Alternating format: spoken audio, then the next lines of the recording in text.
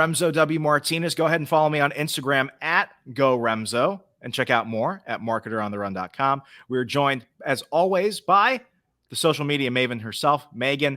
Megan, we're going to go ahead and jump into our favorite topic ever. The best topic in all of marketing, really. Networking. I feel like you need like a drum, like a pa-tum-tum.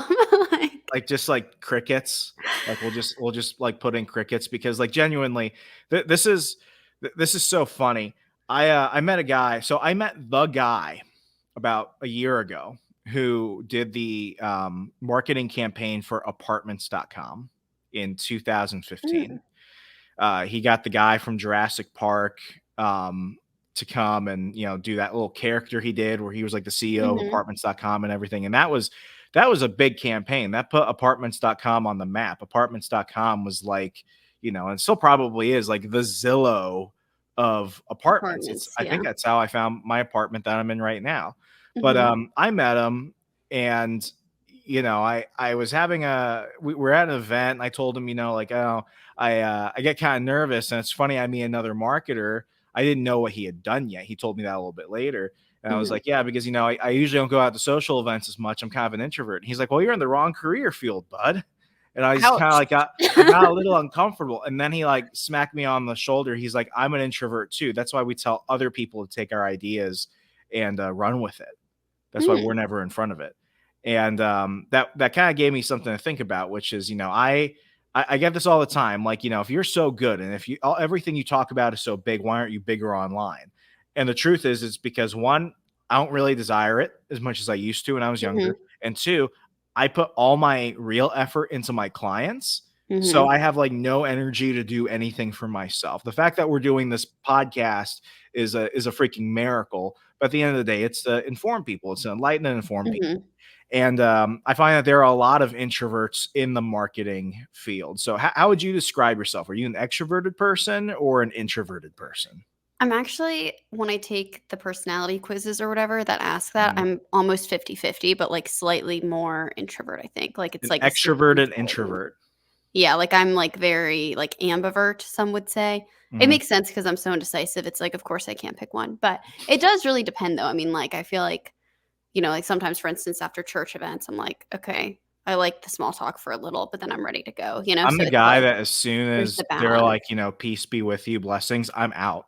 Yeah. Like I am the first person out the door. I don't want people to look at me. I don't want people to like be around me. I'm just like, I am out of there. Yeah. It depends because it's like, I feel like after mass, I'm down. Like we have like some families we're friends with and we only see them on Sunday. So it's like, okay, we can talk for a bit. But then like our young adult events where it's like people I see like a couple times a week, I'm like, I don't need to talk to you for an hour. Like I'm going to see you in a couple days. You know what I mean? But yeah. That's how I am. Anyone watching, but that's how I was when I used to work in an office. Like I didn't like really going from like the work day to like a work oriented networking event because it was like too much. I can't be around you this much. And I when I take like those personality tests about like, which one do you lean more? I'm kind of the same way. Like I lean more introvert. I'm an extrovert introvert. I put it this way. When I'm on, I am on completely. And whatever is in front of me has my complete attention. And this is the Remso when it's like, I'm witty, I'm charming, I have something to say. I'm attentive. I'm making eye contact.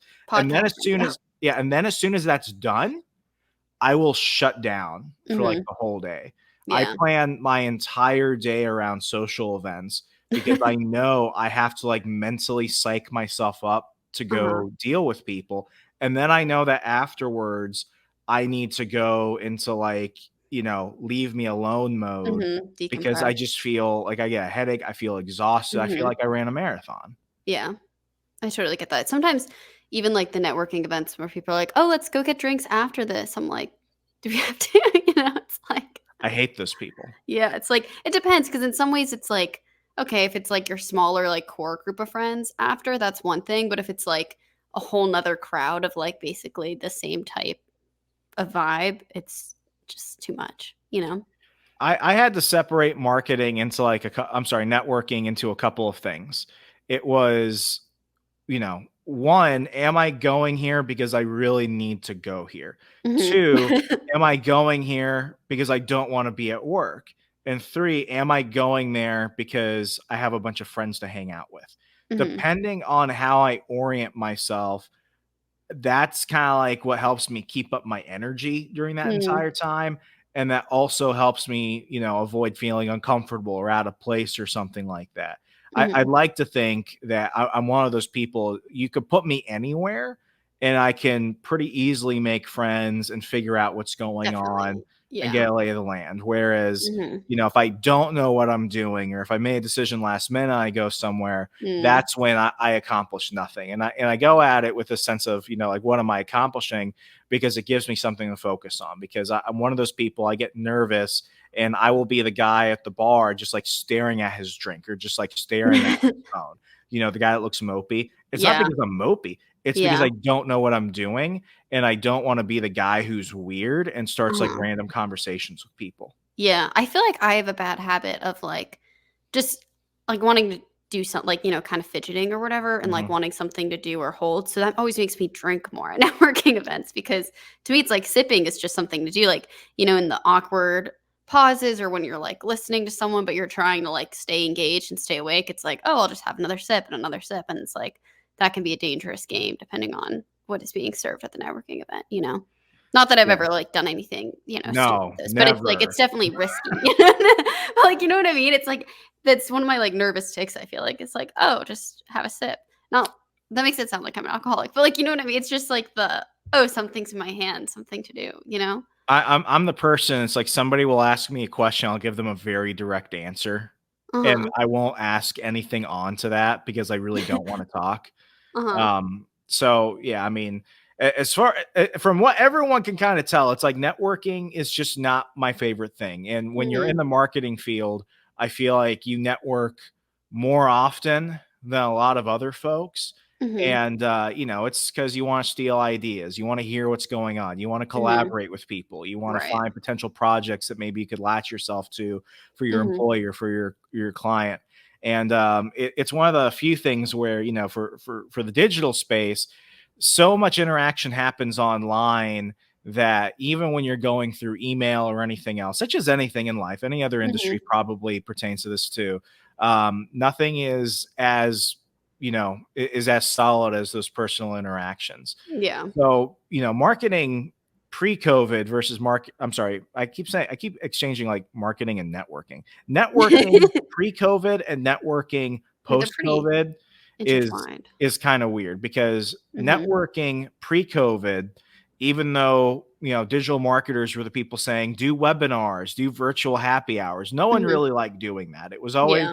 we're going to meet at this bar or restaurant for an hour and a half and you're going to network and you're going to put on the name tag and you're going to have your Mhm. business cards and Mhm. it was always face to face and it Yeah. was it was way more often. Conferences were still pretty big. Mhm. Post COVID networking, I feel like um, I'm not going out to things Mhm. as much, especially now since I'm in the Midwest. But in Mhm. Milwaukee, there's a big content creator scene, marketer scene Mhm. here.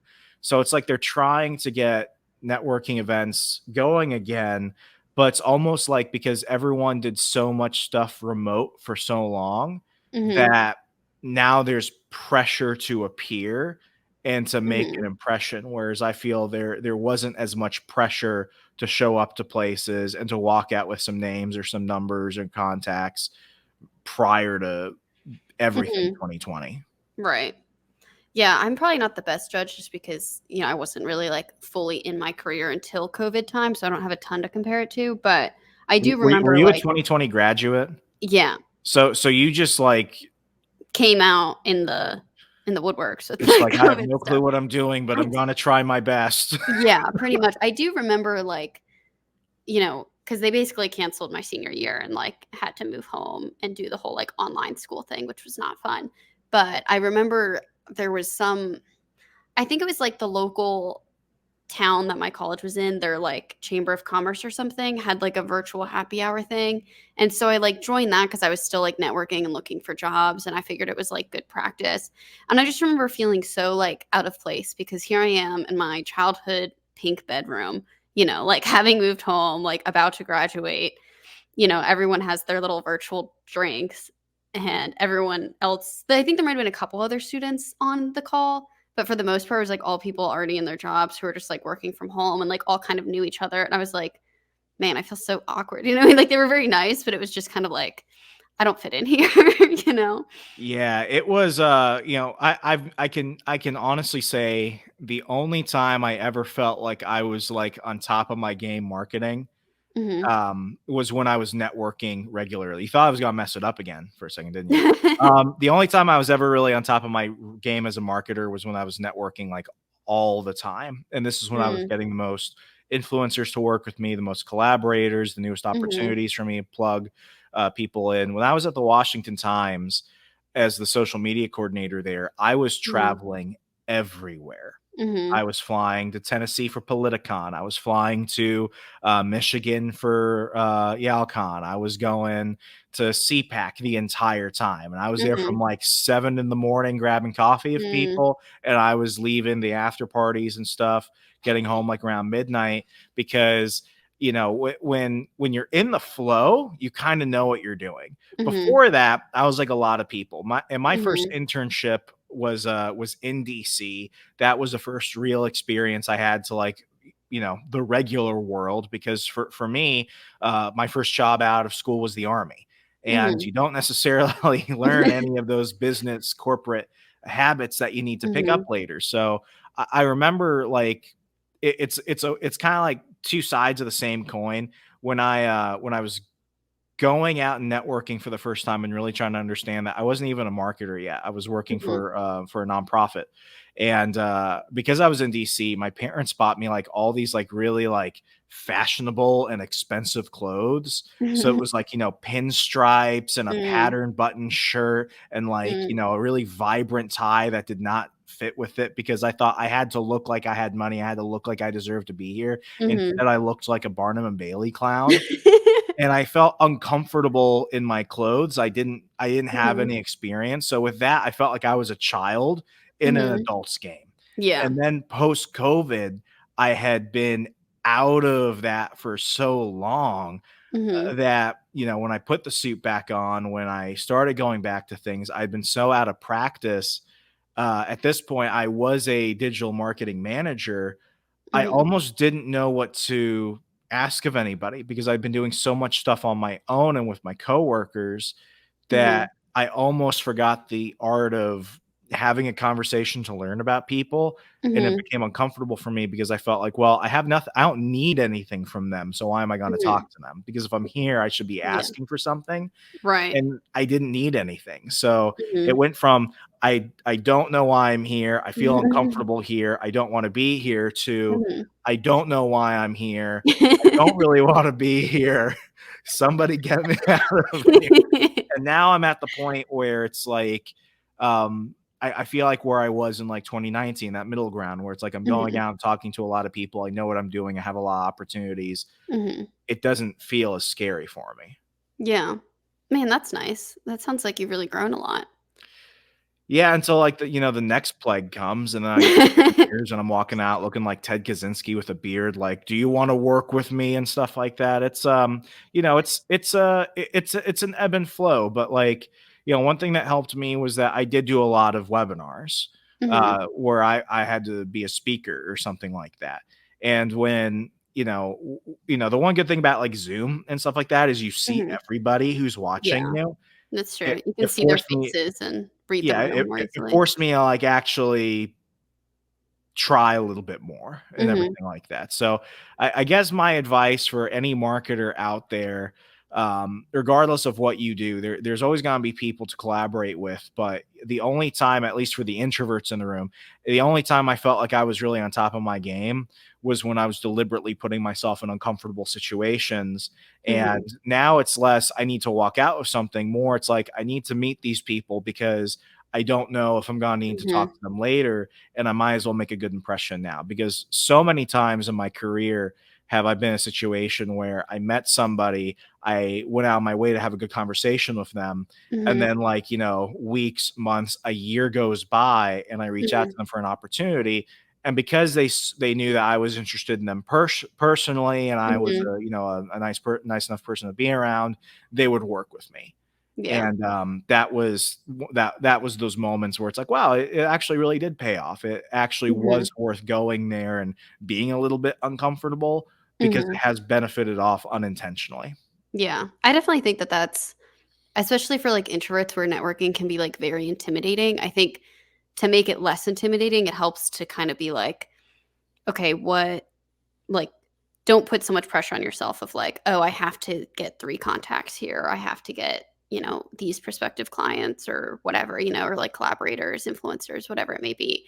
But just kinda going into it of like, "Okay, I'm gonna meet people. I'm gonna say what I do. I'm gonna ask questions about what they do," and just kinda like having as little expectations as possible, I think takes the pressure off a lot. Because I think that's why networking's so stressful is it's like we put pressures on ourselves to be like, "Oh, we need to make a good impression with it." And it's like, just be yourself, like, as long as you're a nice person, you're gonna make a good impression as long as you're, like, being genuine and, like, authentically listening to what other people have to say. Because I think sometimes, like, with networking, something that turns me off is, like, the transactionalness of it all, where it feels like, "Okay, this person's just talking to me to see what they can get out of me," And I feel like people a lot of times have like, they can tell when they're being sold to, and it can be kind of a turn off. And so I think if you just go and, are genuinely curious about what people do and open to, like, talking to them about you do, I feel like it just starts off as a much better relationship. And yeah, who knows? It's like maybe you will end up needing to use each other at some point, but the first impression isn't, "Oh, this person's just trying to get what they can out of me?" Yeah, influencers are by far the worst. I can As far as definitely that, yeah. I could totally just, like, jump into that deep end. Like, influencers, people whose entire brand is who they are Mhm. are the most transactional people Yeah. and are the ones that are almost, like, so straight to the point with business, it's Mhm. intimidating. Yeah. Um, it's one of those things where it's like, I was at this one conference. It was like the last big conference I went to in the last couple of Mhm. years, and the guy I was sitting next to was like my counterpart at another nonprofit. Okay. And I could tell that he was, like, very new to this. He was a former social media coordinator who got Mhm. promoted to being a digital marketing manager. So what did that Mhm. mean for him? He was in charge of the website, the content Yeah. creation, email. Suddenly, he was in Uh-huh. charge of everything. Yeah. And, what I see from nonprofits, especially in, like, the think tank realm, is Mhm. that, we share a lot of shared stresses Mhm. because everyone knows that as soon as you take on the digital marketing title, you're doing stuff that you're not even, like, really experienced in. So I could Yeah. tell for this young man, he was, like, probably shitting himself at this place because he's probably given some crazy numbers for people and opportunities he Mhm. had to meet. And within, like, 2 seconds of sitting at this table before this, before this session started, he's like handing out his business cards to everyone. He's asking what they do, and then he's like, "Well, my organization is looking for writers, and we really need a writer, and I think you'd be great." And I'm just looking at him like, all I said was, "Hello, how are you?" You're like, "You Like, don't know if I can I write." don't know you from Adam, dude. Yeah. This is so annoying. And, like, in that moment, what did I hear? I heard the transactional nature of it is, Mhm. I need people. What's the ask? I need people. I have Mhm. this thing. We need output of content. Even if it had been a good idea for me at the time, which regardless of what the answer would have that to what that would have been was, Mhm. I didn't want to deal with him Yeah. because it was so pushy. I knew that, like, if you're so neurotic right now, Can't how are you imagine gonna be working with you. later? Yeah. Yeah. One question I have for you, since, you have networked and worked in the DC area. I'm obviously still in the DC area, but is it Because you like, love because I paying feel that like, high rent. what'd you say? Because you love paying that high rent. Oh, I do not. I have a mortgage. I'm a condo owner, but Oh, that's there you besides go. the Never point. sell. You're gonna live in that place until you die. I'm gonna have to. I don't know how I'm gonna afford anything else. You're gonna look at the Gen Zers and be like, "I was the last generation that could even say Literally. mortgage and not have a credit check immediately." Exactly. I'm so glad you said that because everyone tries to say I'm Gen Z, and I'm like, I do not have that kind of lazy work ethic. Like, I am way above that, but because I'm right on the cusp. I'm like the in-betweener year, but Mhm. anyway. Um, Still human, but, like, barely there. yeah, yeah. It's like that, old song that's like, "I'm alive, but I'm barely breathing." Yes. That's just Yes. um, But no, I feel like DC especially has such a, like, transactional vibe when it comes to networking and, like, politics, and everyone's so like, "What do you do and who do you work for?" And I hate that part of living here probably the most, but besides the traffic and everything and expensiveness. But, is that still true, like, where you live now? Or is it like are people more chill? Because even from, like, where I went to school, which was, like, Fredericksburg, Virginia, very small town, I felt like it was a lot more chill in terms of, like, networking and, like, just the people, and I don't know, it was just, like, a totally different vibe, whereas I feel like up here, it's so, like, there's some nice people, but I feel like the transactional nature is, like, way more the norm than, like, the genuineness. I don't know, maybe I've just had bad experience or I'm just too skeptical, but I do feel There like there's is a lot of transactional what people around here. what you feel is 100% true, and it's always been that way. My grandfather, was he worked as a finance guy at the Pentagon in, like, the Mhm. '60s and stuff like that, the '60s and '70s, and even when he was going there, he was like, "This is, like, the worst town I've ever been to ever," I mean, they and call it the swamp for a reason, you yeah, know? I mean, it's always been kinda like it that way, and, I think we have kinda like this rose-colored view of how DC always was, and that, Mhm. that's a freaking lie, but, like, Yeah. it's always been transactional, and when I was living there and I had to go and meet with people all the time, like, Mhm. in my role at the Washington Times, I wasn't just the social media guy, no, because why have him just do one thing when you can have him do a bunch of other things? Yeah, no, I was also exactly. the outreach coordinator. So, Yeah. like, I had to go, like, every, like, philanthropic group and Mhm. networking thing and, like, Mhm. things I probably shouldn't have, like, I had no business going to, but Yeah. I was going there just because there might be something going on, but Mhm. it was incredibly that way, and, as I left DC and I started working more private sector and stuff like that, like, I've got friends who work for, like, this I have a friend who works for one of the top PR firms in LA for celebrities. Mm. And he has worked with some of the biggest names in Hollywood.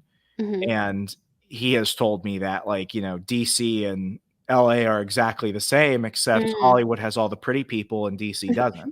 And Could see it. it's almost like a weird power play with that. So I Mm. mean, it is based off where there's the most amount of authority when it comes to things.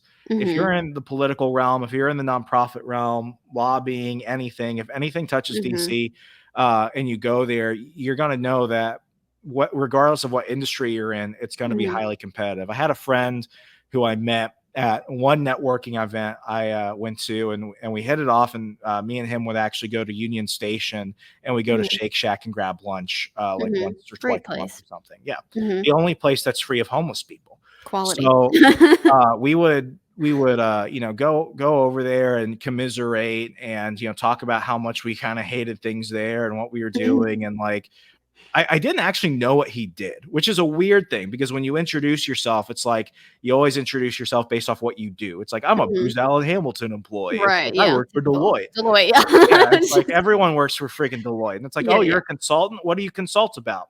Strategery. It's like, thank you, George Bush. Yeah, yeah. But it was the one, and probably why I liked him more personally than professionally. Like it was just nice to Mhm. have somebody who was kind of similar to me in Right. my experience. But he Mhm. worked for the Meat Packers Association. Oh, And I was like, interesting. "Meat packers? Like, what do you guys do?" He's like, "Do you eat meat?" And I'm like, "Yeah." And he's like, "Do you like getting it at the store?" And I'm like, "Yeah." And he's like, "Well, we're the people that represent the supply chain." And I was like, Wow. "Oh, like, Talk about a powerful individual. I know, like, as a 20-something guy, I'm like, "Well, that's not sexy. I work for a think tank that's doing policy on all this Mhm. other stuff." Uh-huh. Growing up now, I'm like, "Well, shit, he probably has, like, a six-figure job by now, or he's Yeah. probably, like, a union president or Mhm. something." Or he just was like, "This is too corrupt, I'm gonna go start a homestead farm," and that's where he's Something like that. killing his He's own like, "I'm chickens. a vegetarian now." Like, I don't know, He's but, vegan, he's fully vegan listening now. to him, even though we were in 2 completely different areas, Mhm. we were still in DC playing the exact same game. And when you're there and you're surrounded by that many people that are constantly trying to get something, Mhm. it's like where people are like, "Well, the cream rises to the top." It's like, no, it's kinda like where the sociopaths rise to the top. So my thing was like I had to get comfortable being uncomfortable. So I kind of Mhm. had these tips for myself that I know I had to follow if I didn't just want to, go to a marketing event, talk about that and network with people and feel kind of successful, but at least walk out feeling like, I'm not as drained. I didn't like waste my time. Mhm. So I mean, like one of the things was like, clothes was always kind of an issue for me. I grew up army kid, middle class. Mhm. Only thing I really wore for a couple of years were like some really stiff cotton uniforms in the South and military Mhm. fatigues, and then I had to wear a suit. So I remember like a few years into it, I'm finally like working a big boy job, and I actually have to dress professionally.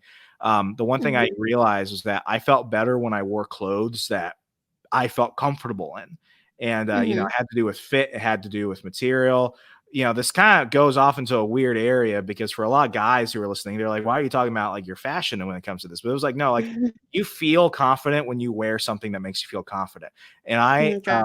wife and I, when we were dating, we went to this thrift store that was attached to this hospital in Annapolis, Maryland, where she lived. And I found like a $300 Burberry jacket for like $30. You better believe Nice. I wore that thing everywhere because it was the most Yeah. comfortable jacket ever. Mhm. Had to make sure my shoes were good. I had to make sure I felt Mhm. comfortable in my clothes and that I Mhm. could kind of just like throw it on. And I knew that I was going to be comfortable and I was going to look professional.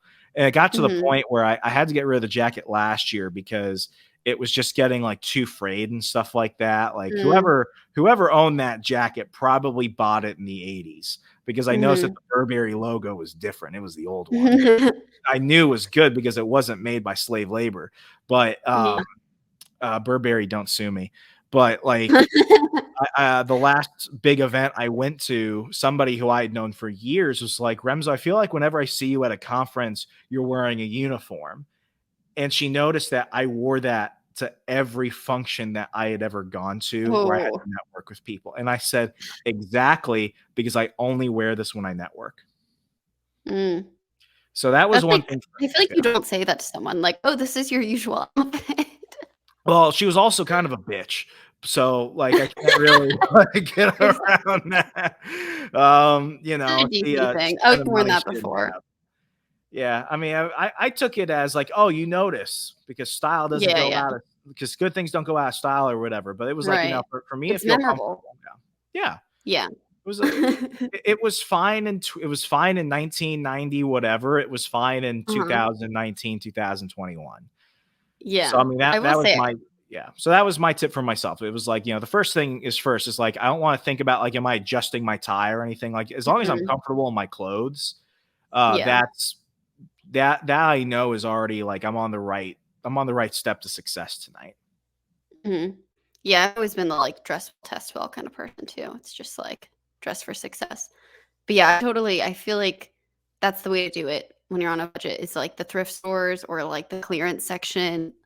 It's just that's where, like, all my favorite blazers are from, like, thrifted, and it helps, and I feel like especially if you're introverted and already feel uncomfortable in those networking events, it's like, why make yourself more uncomfortable? Like, dress the part, fake it till you make it, and I feel like it just makes all the difference. What's like a mantra you tell yourself or like a tradition you have when you know you're gonna have to go out and talk to a bunch of strangers?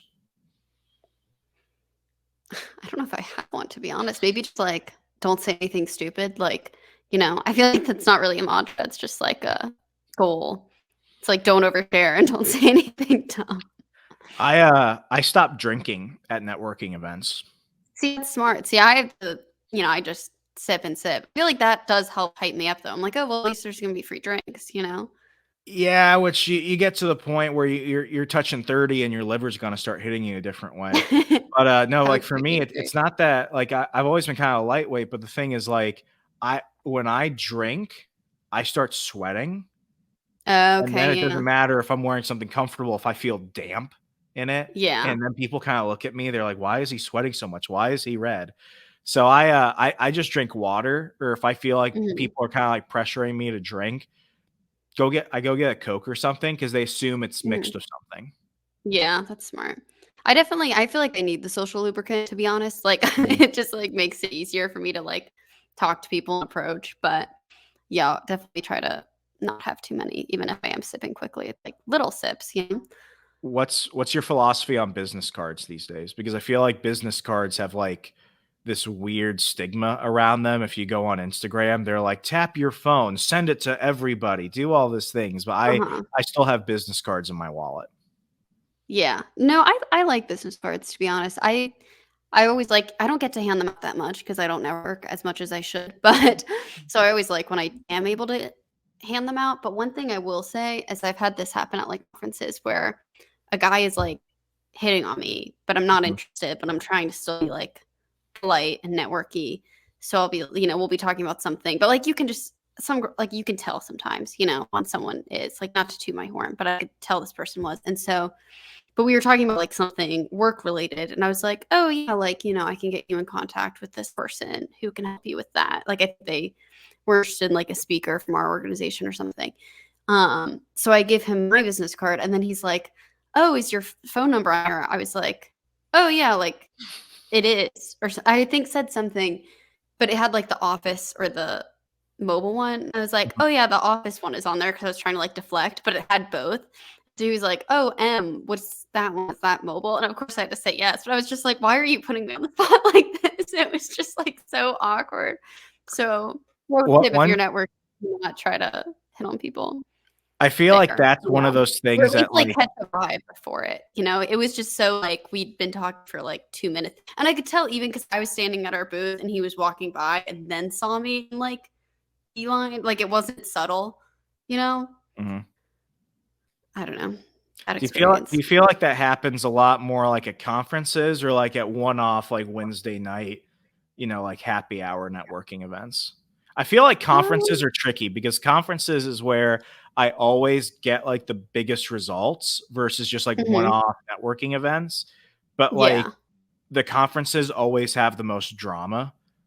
Yeah. That's Yeah, another I think reason so too. why I don't drink at conferences now because Mhm. I the vice president of development for one place I worked got so Mhm. drunk that she started like yelling and like harassing the bartender and then Oh going god. around and just acting like obscenely inappropriate with people. And it's like these are Yeah. people we work with. Like our boss had to like drag her aside and be like, remember, these are people you work with. Like this is not like this Yeah. have fun, but like this Mm, isn't a party.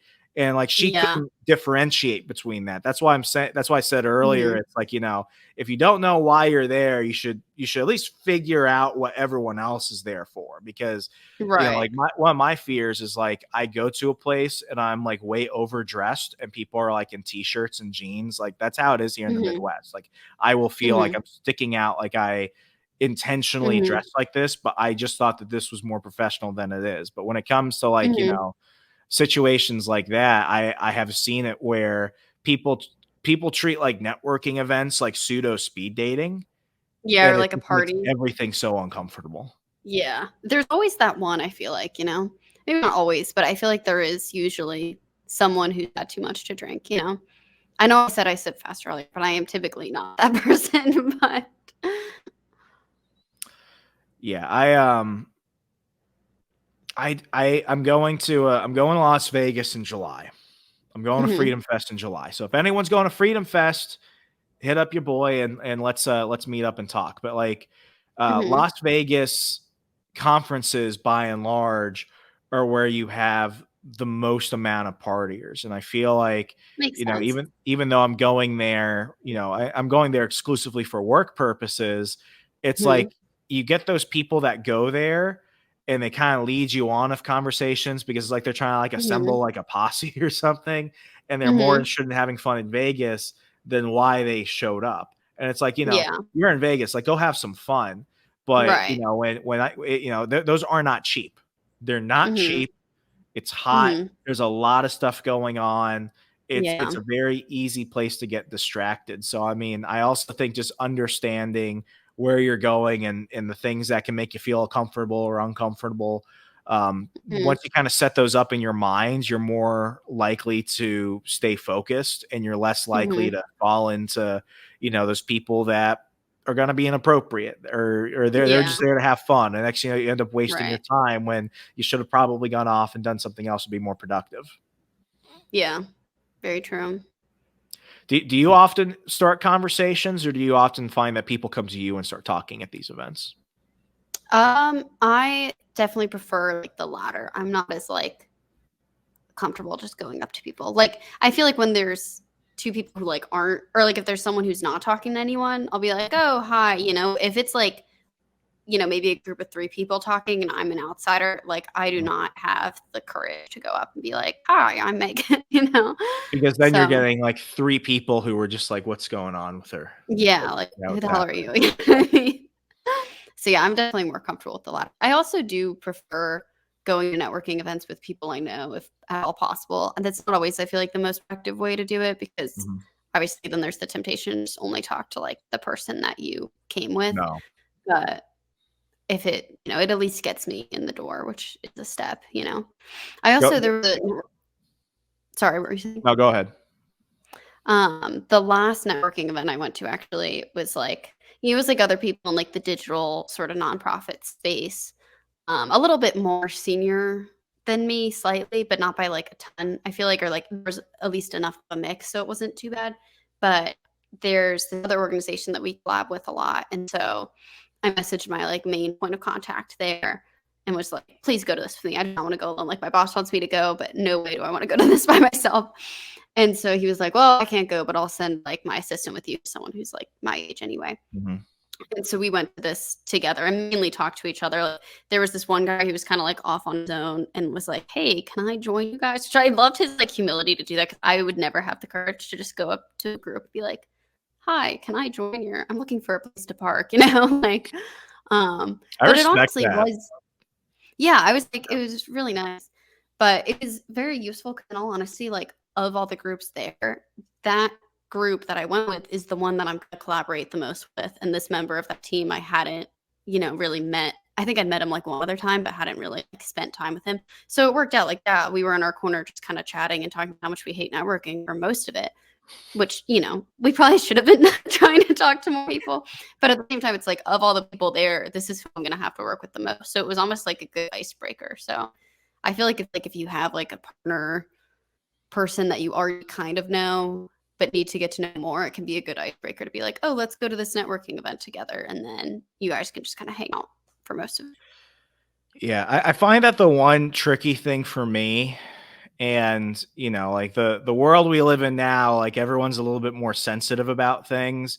Like, Mhm, I if I'm gonna go try and like start a conversation with somebody, and I'm glad you kind of mentioned this first about the story about the guy who tried like hitting on you with your business card and stuff. Like, I will mhm. probably go and try and talk to another guy. And Yeah, that's feel fair. like I feel like, the stigma, the stereotype, especially in like, marketing was affected by Mad Men. And men in Mm. marketing and men in advertising, I feel, have had to fight the stigma where it's like you're trying to like kill Don Draper, and now you're like the crunchy hippie, affiliate marketing guy and stuff like that. So I Huh. will I don't it's not that I avoid conversations with women, but if I'm gonna go and talk to a stranger, I'm probably gonna go and start to a guy, because I Mhm, don't want that to be like the first thing that's happened. Because too many women I know in the marketing space, even in like the development mhm, space where there's a lot of overlap and contacts and roles mhm, and stuff like that. That mhm, is a story I hear far too often. It's men mhm. who try and use that as an opportunity to like lunge into something else.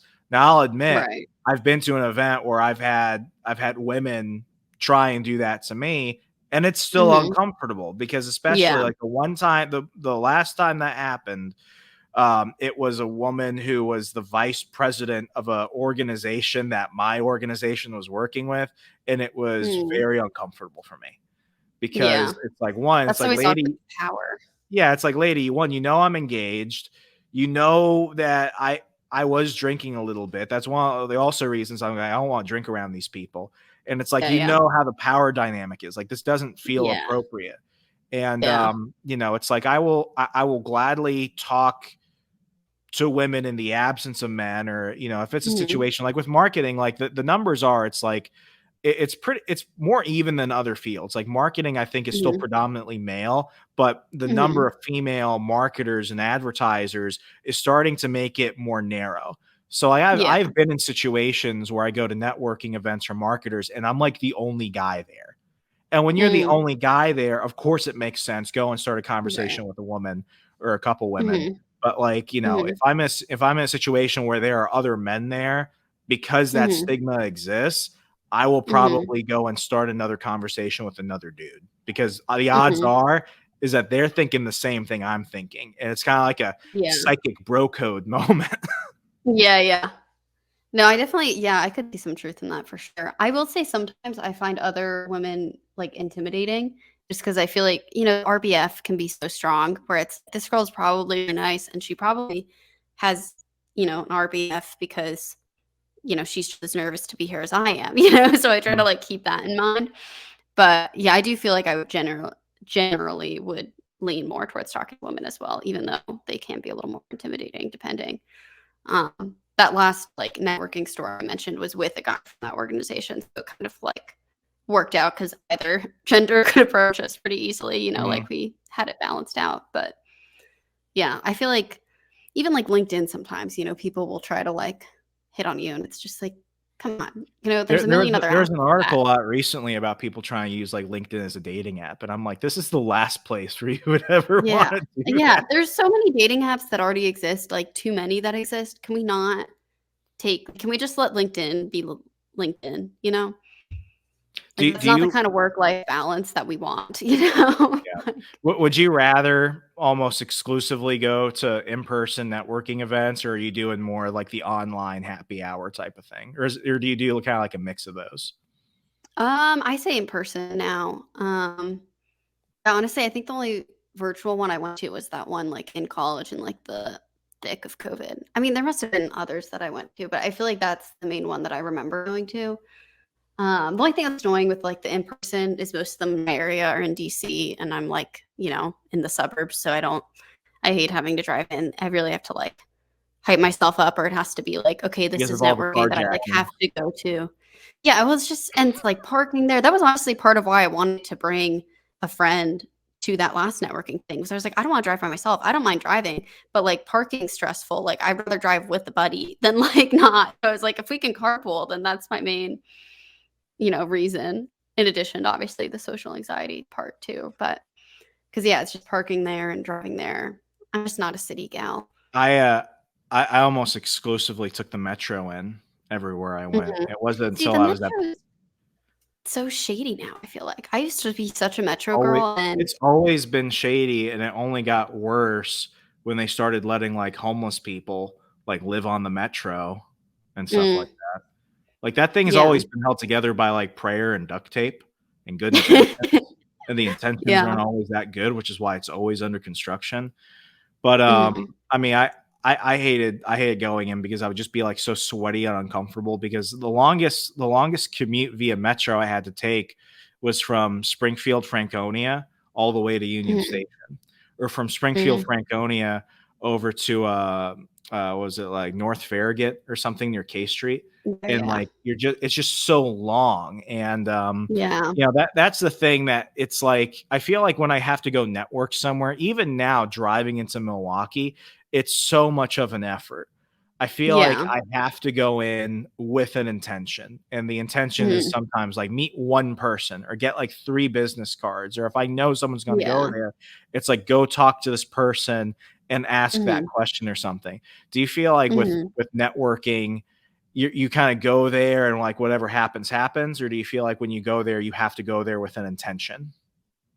I think it's kind of both. Like, I feel like I don't like to put a lot of pressure on myself in terms of like a quota of like talk to X amount of people, but I'm not just gonna go like network for the fun of it. Like I Mhm. dislike it too much to do that. So it's more of like if it's a networking event with people that are like very much in my industry or like do the same things, or if I'm looking for like opportunities and it's like similar like-minded people, that kind of thing. I'm willing to go to, and especially if, like, I know at least one other person that's going, but I'm not one to just go to one completely like, "Oh, I know no one." Or, like, sometimes if, like, our organization is helping sponsor it, I'll go just to, like, support my external affairs friends who are, like, growing it, um, or helping put it together just to like support them. But yeah, it has to be like an event that has enough of an interest for me to go. As a marketer specifically, are there certain organizations or are there certain types of networking events or conferences that you go to? Because well, since you're working in the nonprofit sector, it's like, Hmm. if you go there, you're gonna get something good out of it. Whereas if you go to Hmm. something else, you really have no clue whether this is even your crowd.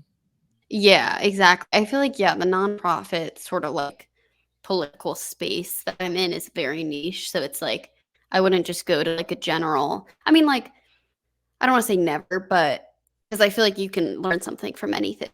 So it's like, if there was like a social media and networking thing, not in the city, but like a little bit closer to home, I'd maybe go if I was like trying to look for new opportunities. But even then, I think I'd be a little intimidated. Like, I feel like ones where it's like, this will really help my job, or like, there's at least enough of an attention of like, oh, there's other organizations like ours that we could potentially collaborate on and that are good to like have contact info for, then to me it's going. Yeah, But I really have to like, there has to be a reason, like. Yeah, my advice for you and people like you in that situation, I very much, I very much was in the same mindset. When I was in the nonprofit space, I found that when I went to events with other nonprofits, specifically for communications or social media or Mhm. external affairs, that Yeah. type of thing, the concentration was always try and do exactly what they're doing or find out what they're not Mhm. doing and what you're doing. What always Yeah. made me feel kind of out of place was when I would go to a marketing networking event for people that worked in like the B2B or B2C Mhm. world, like in the real world Right. where they have to make money. The real no, And exactly. I felt out of place. It's like, I'm a digital Yeah. marketing manager for a nonprofit, but this person is almost talking a completely different language than me. What Yeah. I found is that when I went to stuff with other nonprofit marketers, I Mhm. was never like I never got much more out of it other than like listening in to see like their weak points and have like that competitive advantage or something. Whereas when Mhm. I would go and I would talk to people who did like, online businesses or retail or, big Mhm. corporations and stuff like that, it was almost Mhm. like because they have to compete in such a different way and because they're working with, consumers that are going to buy their products and feed them. Whereas when you're in a nonprofit with your grants and donors, you're kind of locked in for your Mhm. budget for the year. So it's stressful, but in a different way because you can go like 3, 4 Yeah. months and not worry about it too much. I Mhm. almost found myself like it's like I was watching like a TED talk or something, right? I was there to Mm. network, but it was more like I'm really here just like listen and learn and see how these people think. So it Yeah. helped me out, especially when I left the nonprofit world and I went Mhm. over into the private sector because the Mhm. learning curve was not as steep for me because I Yeah. had already been kind of conditioning myself for Yeah, that. that's really smart. I should do that more. It's just getting out of the shell. That that and that But and that is that a really that's good the idea. hardest thing. Yeah. And I feel like you're right. I feel like it would be less pressure in a lot of ways because you're kind of like, well, I'm a nonprofit person. So like you don't have to have the answers. Like if they ask you things, you're like, oh, well, that's not how our business model works. So in a way, it's almost like less pressure than the nonprofits who might be asking you about whatever. You're like, oh, we don't do it that way. Like this is awkward now. I will say Yeah. one thing I like about the nonprofit things, I always feel like it's like validating where it's like, oh, everyone's Facebook reach sucks now. You know what I mean? It's like it's not just us. It's like, oh, they don't prioritize links, and that was like the whole business model. And I also feel like nonprofits can be slow learners in a lot of ways too. So I feel like everyone has like not necessarily like the marketers are slow learners. Like I think the marketers kind of figure out what works the quickest, but getting like the rest of the organization to be on board with the newer trends is always a challenge. So I feel like yeah, the nonprofit marketers, we just have similar struggles and successes. So it's nice to kind of like relate and be able to bond over those things. Yeah, as a nonprofit marketer, I could definitely say that the pressure to constantly be on trends and the pressure to constantly trying to figure things out wasn't Mhm. there. So it's like instead Mhm. of having to figure it out, all I had to do was go to YouTube for like professional copywriters or email marketers or something, Mhm. and they had already made all the mistakes. So then I could do what smart marketers do and steal their ideas for me.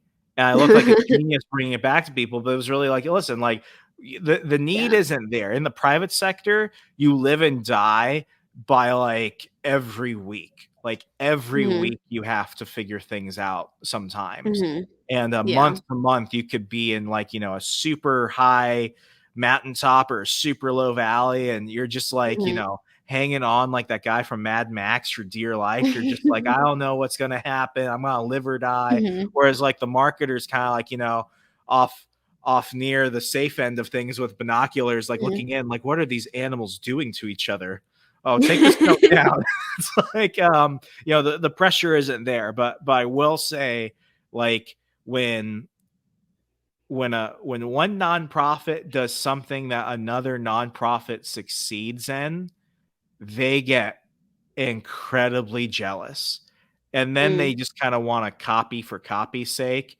And the one thing Mhm. that I will say is like not many nonprofits have like big comms teams, like, Mhm. people that are specialized. Like in a lot of small Mhm. nonprofits that are less than like 15 people in some cases. The Mhm. digital marketer is, as we joke, the email guy, the SEO The guy, the video social media editor. girl, like everything. Yeah. Whereas when Graphic you're in the private designer. sector, even if you're in a small company, you've got some of those things sectioned out to specialists. So you're kind Mhm. of like speaking a language to people that they get.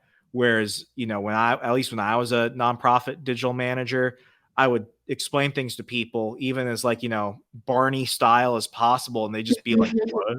Like, what are you talking Yeah. about? It's like, make it go viral. The amount of Yeah. times I was told, just make it go viral. Yeah. Like, it was, If only, man. yeah, I it's would like, if I oh, could, like it's like, you think if I could do that, I'd be working here? yeah, really. I It's feel like, like they oh, I don't would have understand sold how this much secret by now. yeah, yeah. I feel like they don't always understand how, like, little control we have over, like, the algorithms and whatnot, and I hate Yeah. saying that because it just sounds like a cop out, but, like, there's a lot of truth to it. It's like, Mhm. I can do the same type of post. It can get, 3 million views 1 week. I could do basically the same type of content a few weeks later, obviously a different instance of it, and it'll get, like, 100,000, and it's like, I did all the same things, So Yeah. And I think this is the one thing to kind of wrap things up that's good about networking. It's that Mhm. sometimes we get kind of so like isolated in our own bunkers, especially for remote people like myself. Yeah. That you gotta go out, and it's good to share your victories. It's good to brag and Mhm. actually be in front of people, but it's also good Mhm. to commiserate over the BS.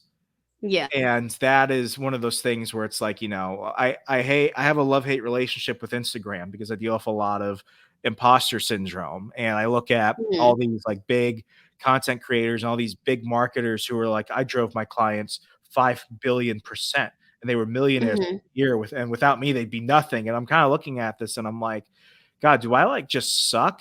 But then I have to step back and I look at the specific challenges that I'm dealing with, and then, there's the question I have to ask myself. It's like, if they were put in the exact same situation as me, with the exact same Mhm. conditions as me, with the exact same Mhm. resources as me, could they even do any better than me? And the Mhm. honest answer I came to upon asking myself that was no. Yeah. Like I've got some of my greatest hits. My Mm. big claim to fame was I grew the Washington Times Instagram, which was dormant for a year, from 2,000 followers to 26,000 followers using influencer Mhm. marketing, algorithm rich images before Reels was even a thing. And I did it on a budget of Mhm. $0. Could I repeat that today? No. I could say that Yeah. because I've tried, and it's because I was in a very unique position, and I Mhm. was able to figure out at the right time. And now when I Mhm. try and do that, it's a mix of things. One of them was I was out of the social media game for a while. I was only doing Mhm. email. And, Mhm. before A that, whole different role. yeah, Yeah. like at one point I was doing app Mhm. promotion, email marketing. By the time I got back into social, I felt like I was, like I was the guy, I was Charleston Heston in Planet of the Apes. I'm like looking around, like, what is this place? Like it was Yeah. completely different, but I had to give myself permission to be like, it's okay that you're in this. And I think the one Mhm. thing that, I like doing, and getting to do this podcast with you also validates me. So what I'm telling people to do is, like, talk about it, meet new people, because even if it's not always a transactional relationship, and we go to these Mhm. things because, we kind of need to, and there's free food and stuff like Mhm. that. And, when you were me and Mhm. broke in DC, you went to the Heritage Foundation and you stole all their sandwiches when everyone was still in the lecture hall, and you dipped early because you didn't care about Indian trade policy of China. Like, you do what you got to do, but it's never gonna harm you. Networking is only Mhm. going to benefit you, whether you go into it with a specific outcome or whether you're going there to go people. I would say in marketing, it's one of those areas where if you don't go out and network when you can, not all the time, but when appropriate, Mhm. it Mhm. won't harm you if you don't go, but it will only benefit you if you get into the rhythm of it and you get into the practice of it. The only thing that will harm you is if you drink way too much and do And you're something, and you're you know? grabbing the bartender, and you're, trying to get people to go up to your hotel room, and you're being inappropriate and Yeah, stuff like that's that. when it's bad. But I mean, Mhm. if you just go kinda like as your best self, and obviously, none of us are perfect, but if you just go and you like listen and, you share what you're able to and I feel like it's just like being genuine and like authentic is the most important part. 'Cause it's like, because people can tell, they know when they're being sold to. They know when you're just looking for something. So it's like just go and be your best self and try your best. It's okay to be a little awkward. Like, everyone feels a little awkward, I feel like, unless you're, like, a super extroverted pro, but most people aren't, you know? Yeah. I am really glad you mentioned imposter syndrome, though, because I wanted to, like, touch on that because I feel like that's why a lot of people are intimidated with, like, networking. They're like, "Oh, well." I feel like especially certain ones I've been to where I'm like, I could tell I'm one of the younger people in the room or, like, have less experience with things as it can feel like, "Oh gosh, I'm so not worthy enough to be here." But it's like chances are, if you got invited, you are. And even if like you still don't feel that way, or maybe everyone else is more qualified, it's like just humble yourself and learn, talk to other people. They're most people, if you ask them questions, like people love talking about themselves. So if you feel like, oh, I don't know enough to be here, just ask other people questions. Like you don't have to talk about you. You don't have to like admit that you feel like you don't know anything. It's like fake it till you make it, put on a smile, ask people questions, be genuinely interested in like what they have to say and what they do, and just let the conversation flow from there. It doesn't have to be like this perfect interaction or transaction. Yeah, you put it perfectly. I actually have a blog up at America's Future .org talking entirely about imposter syndrome. And the thing that I talk about in that article, which I'll link to the show notes today so people can check that out, is like everyone has this. And what's so Mhm, ironic is that, like, I wrote this blog like back in December, right? And it just came out like within the last couple weeks. And I wrote it, and I don't even remember why I wrote it, but I remember at the time, I think I was planning for a bunch of things for the beginning of the year, and I had like a big, mhm. like, wave of imposter-ness kind of hitting me. Like, am I even qualified to talk about these things?